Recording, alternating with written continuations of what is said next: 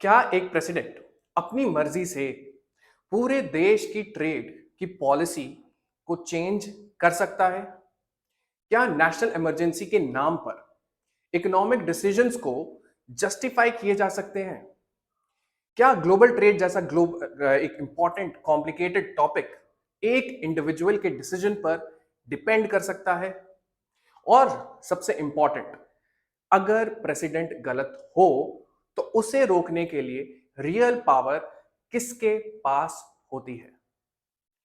Welcome students to Legacy IAS. In this particular video, we are going to discuss a very important issue that has recently come up, and it also points to the separation concept of separation of powers between various organs of the state in a democratic setup, है ना? तो अगर हम लोग देखें, the heading is US Supreme Court strikes down Trump's tariff. Trump's tariff has been notoriously been seen in the latent or recent parts of news, है ना, जिसमें कि यूएस के ट्रम्प के जो टैरिफ्स हैं वो देखे जा रहे हैं कि बहुत सारे कंट्रीज पे लगाए जा रहे हैं और through various trade agreements citing trade deficit, है ना, या तो ट्रेड सरप्लस, इस तरीके से साइट कर रहे हैं and then they are going for trade agreements with individual countries, है ना।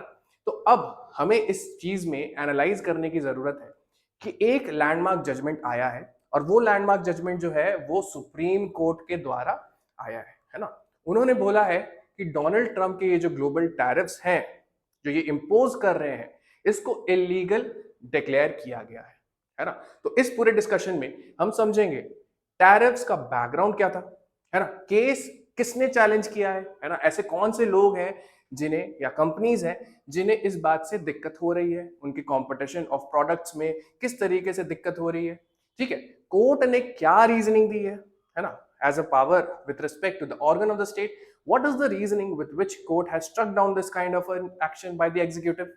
और सबसे इंपॉर्टेंट, पावर का डिस्ट्रीब्यूशन कैसे काम करता है ना, एक डेमोक्रेटिक सेटअप में. तो एंड तक हम लोग ये जान लेंगे, क्लियर अंडरस्टैंडिंग मिलेगी कि इकोनॉमिक पावर किसके पास होनी चाहिए और क्यों. ठीक है, तो आइए देखते हैं Trump tariffs and legal framework. सबसे पहले कॉन्टेक्स्ट समझते हैं. ट्रंप एडमिनिस्ट्रेशन ने मल्टीपल कंट्रीज पर हेवी टैरिफ्स इंपोज किया, ये तो हम लोग रीसेंट न्यूज में देख रहे हैं. लेकिन टैरिफ्स होते क्या है, अगर हम लोग सिंपल टर्म्स में जानने की कोशिश करें तो जो इंपोर्टेड गुड्स हैं जो एक कंट्री इंपोर्ट करती है उस पे एक तरीके का टैरिफ बैरियर बोला जाता है, यानी आप उसका जो कॉस्ट है वो इंक्रीज करके अपने कंट्री में एंट्री करने देंगे, है ना. You act as a gatekeeper for any kind of taxes that is imposed on the imported goods. ठीक है, तो ये होता है अपना टैरिफ. अगर यूएस, मान लीजिए एक एग्जांपल के थ्रू, अगर यूएस किसी कंट्री पर स्टील इंपोर्ट करता है और उस स्टील इंपोर्ट पर वो टैरिफ्स, अगर बहुत हाई टैरिफ्स लगाता है तो इसका मतलब है कि steel automatically from the imported country becomes costlier for the companies that are importing it. This means that they will switch over. किस पे स्विच ओवर करेंगे? डोमेस्टिक कंपनीज पे. डोमेस्टिक कंपनीज तो अपनी स्टील को वही उसी ग्राउंड पे मैन्युफैक्चर कर रही है तो उनके लिए ज्यादा दिक्कत नहीं होगी. तो रिजल्ट क्या है? डोमेस्टिक कंपनीज का एक तरीके से आप देख सकते हो कि प्रोटेक्शनिज्म, है ना, टैरिफ इंपोज करने का एक रिजल्ट ये होता है कि डोमेस्टिक कंपनीज को हमने किस तरीके से प्रोटेक्ट किया.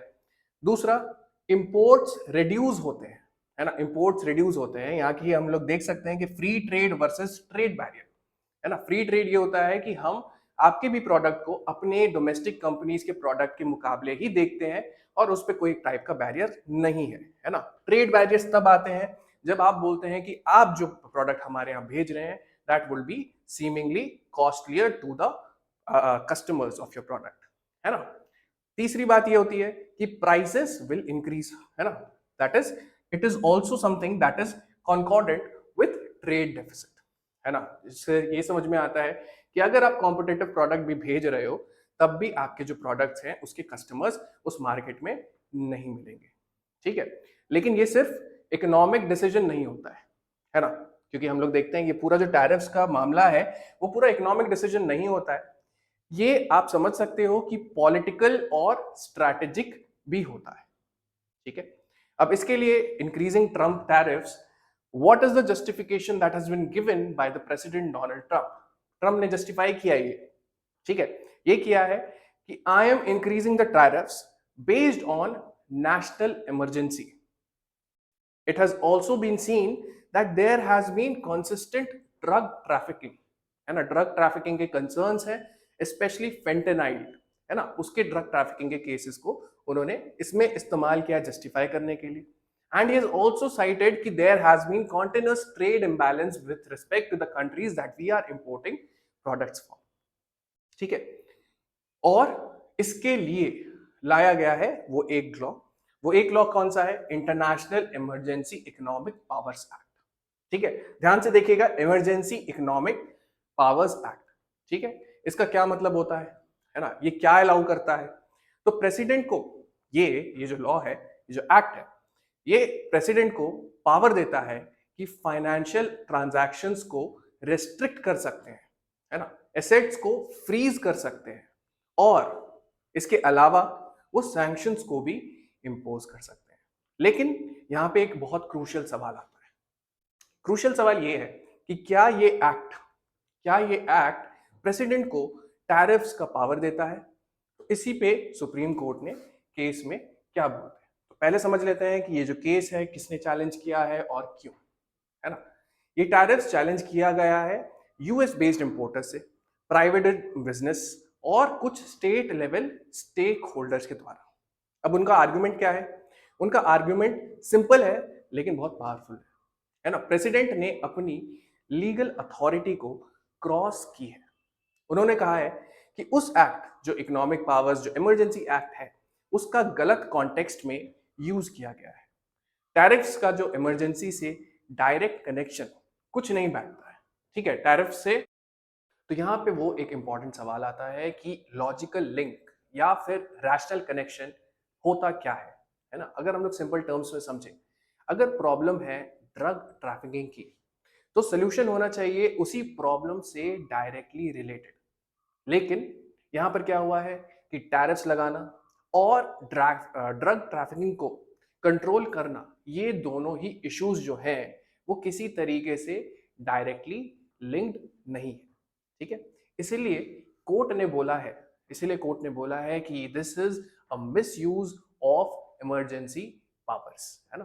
और यहाँ पे बहुत इंपॉर्टेंट एक पॉइंट सामने आता है कि कोर्ट क्या कह रही है कि there has been an indirect there has been indirect imposition of tariffs, citing the problem solutions that are not closely related to it, and it has also reinforced that president Congress की taxing power को bypass नहीं कर सकता है. मतलब कि ये जो टैक्सिंग पावर है, that is a pure legislative domain, है ना, और इसको इमरजेंसी का नाम देके किसी तरीके से बाईपास नहीं किया जा सकता.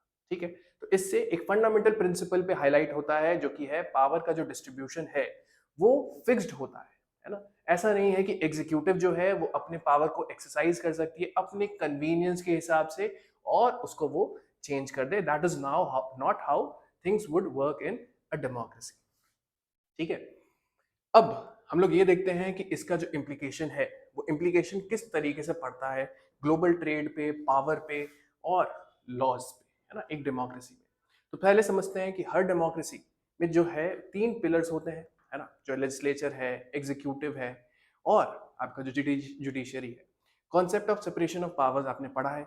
Concept of separation of powers जो है वो क्या कहता है with respect to American constitution, that it is a water tight separation of powers, particularly regarding the checks and balances in the system.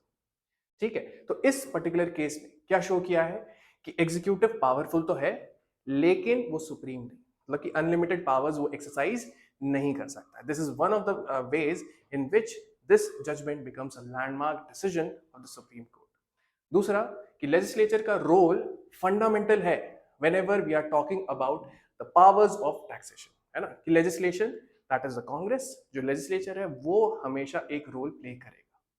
तीसरी चीज कि judiciary can have a check on what kind of executive actions are there so that they can prevent any kind of arbitrariness in such kind of imposition of tariffs.